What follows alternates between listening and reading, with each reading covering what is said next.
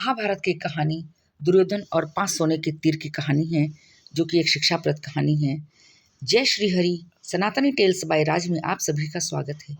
महाभारत का युद्ध धर्म और अधर्म का युद्ध था। कृष्ण पांडवों के पक्ष से थे, परंतु उन्होंने युद्ध में शस्त्र नहीं उठाने का निर्णय लिया था। वहीं श्री कृष्ण की नारायणी सेना कौरवों की ओर से लड़ रही थी। युद्ध में कभी कौरवों का तो कभी पांडवों का पलड़ा भारी लगता।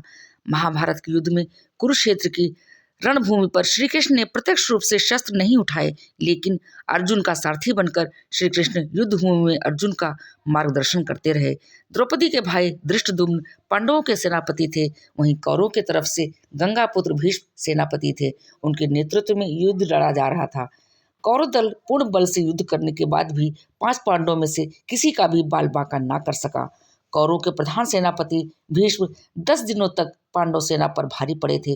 प्रतिदिन भीष्म हजारों सैनिकों को मार रहे थे, परंतु दुर्योधन भीष्म पितामह पर कहीं न कहीं संदेह कर रहा था। उसे लग रहा था पितामह भीष्म जानबूझकर पांडवों का साथ देते हैं और उन्हें मारना नहीं चाहते। यही सोचकर एक रात दुर्योधन भीष्म से सीधे बात करने के लिए उनके पास शिविर में जा पहुंचा। जब दुर्योधन भीष्म के शिविर में पहुंचा, भीष्म चिंतनशील होकर शिविर में बैठे थे। यूं आधी रात को दुर्योधन को अपने शिविर में प्रवेश करते देख भीष्म हैरान हुए। उन्होंने दुर्योधन से शिविर में आने का कारण पूछा। दुर्योधन ने गुस्से में आकर कहा, पितामह, आपके मोहपूर्ण अन्याय के कारण मैं आधी रात को आपके शिविर में आने के लिए विवश हुआ हूँ। आप अगर पूरी कर्तव्य निष्ठा और मोह रहित होकर पांडवों के साथ युद्ध करते तो शायद मुझे यहाँ आने की आवश्यकता नहीं पड़ती। युद्ध शुरू हुए 10 दिन बीत चुके हैं, लेकिन आप अभी तक पांडवों को पराजित नहीं कर पाए हैं। आप संसार को दिखाने के लिए युद्ध का अभिनय कर रहे हैं। आपको आज भी पांडवों से अति प्रेम है और आप मेरे सेनापति होते हुए भी पांडवों को युद्ध जीतते देखना चाहते हैं। अपने बारे में दुर्योधन के मुख से ऐसी बातें सुनकर भीष्म पितामह बहुत दुखी हुए। दुर्योधन के मुख से कटु वचन सुनकर भीष्म ने दुर्योधन से पूछा, तुम क्या चाहते हो पुत्र दुर्योधन? दुर्योधन ने कहा, पांडवों की मृत्यु, और इसके लिए आपको अपनी दिव्य शक्तियों का प्रयोग करना होगा। पितामह भीष्म ने अपनी शस्त्र विद्या का प्रयोग करते हुए सोने के 5 अचूक तीर निकाले और इसे अभिमंत्रित करके बोले, दुर्योधन, तुम व्यर्थ में संदेह करते हो। इन बाणों से कोई नहीं बच सकता। कल का दिन युद्ध का अंतिम दिन होगा। एक ही दिन में 5 पांडवों को इन बाणों से समाप्त कर दूंगा।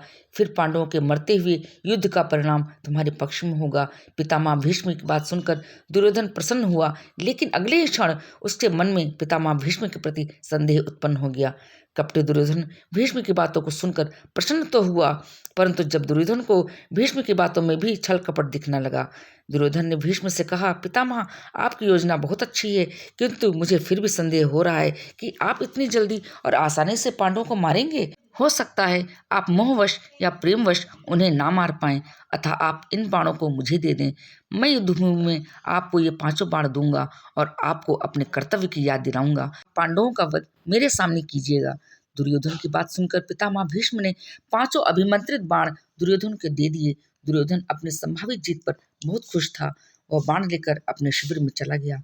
भीष्म के शिविर के पास पहरा दे रहे पांडवों के एक गुप्तचर ने सारी बातें सुन ली। उसने महाराज युधिष्ठिर को आकर सोने के बाण के बारे में सूचना दी।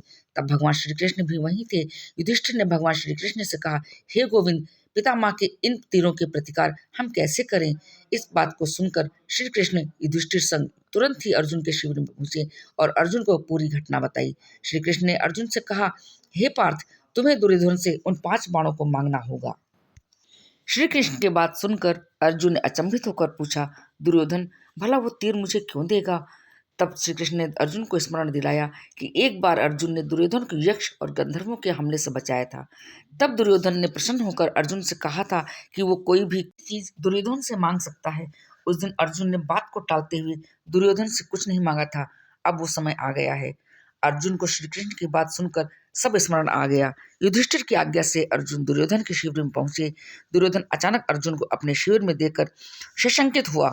अपनी शंका को छुपाते हुए जोर जोर से हंसते हुए दुर्योधन ने अर्जुन से कहा, आओ अर्जुन, आओ, क्षमा मांगने आए हो? तुम्हारे प्रिय पितामह ने जो तुम्हारी सेना के साथ किया उससे भयभीत हो क्या?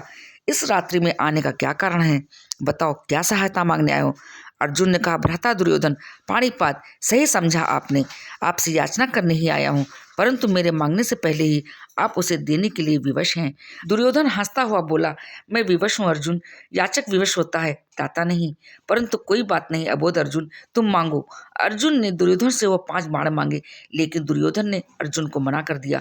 तब अर्जुन ने दुर्योधन को क्षत्रिय धर्म स्मरण कराते हुए उस घटना को बताया, कैसे आपकी प्राण की रक्षा के लिए दुर्योधन ने अर्जुन को कोई भी बहुमूल्य वस्तु देने का वचन दिया था। दुर्योधन ने अर्जुन से कहा, तुम कुछ और मांग लो, मैं यह नहीं दे सकता। तब अर्जुन ने कहा, यदि आप अपने वचन को पूरा नहीं करना चाहते तो कोई बात नहीं भ्राता, अब आपके पास कुछ बहुमूल्य है भी तो नहीं जो मांगा जाए। सामर्थ्य के अभाव में आपको पितामह के बाणों की आवश्यकता भी है, ठीक